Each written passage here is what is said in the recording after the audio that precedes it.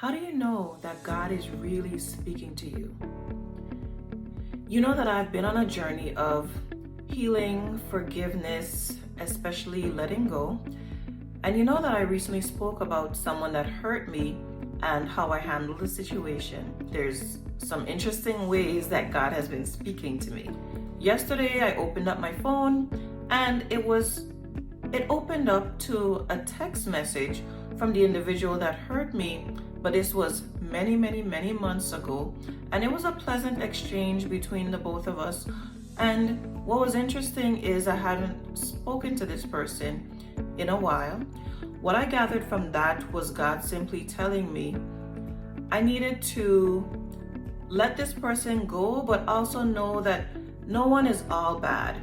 So as much as I didn't appreciate the situation and what went down, that we did have some good memories and that I can let them go in a positive manner, in a positive space, not only thinking and focusing on the most recent negative experience.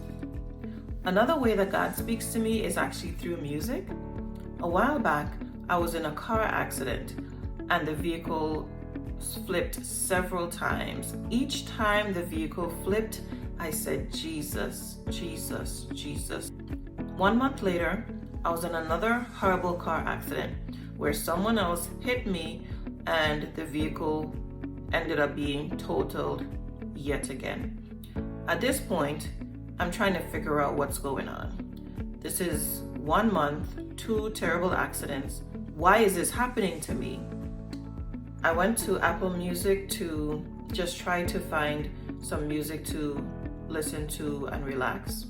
And the first song that comes up is called Fear Is Not My Future. Now at the time, I had never heard that song. And for Apple Music to just open up to this song, again, no coincidences.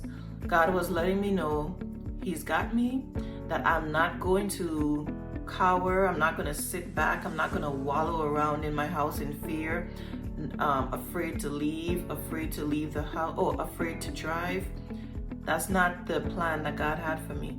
And so He was speaking to me and letting me know, fear is not my future, He is my future. Of course, we know another way that God speaks to us is through His Word. But what happened to me last week is the verse of the day was Luke 6:28, and it says, bless those who curse you. Pray for those who hurt you.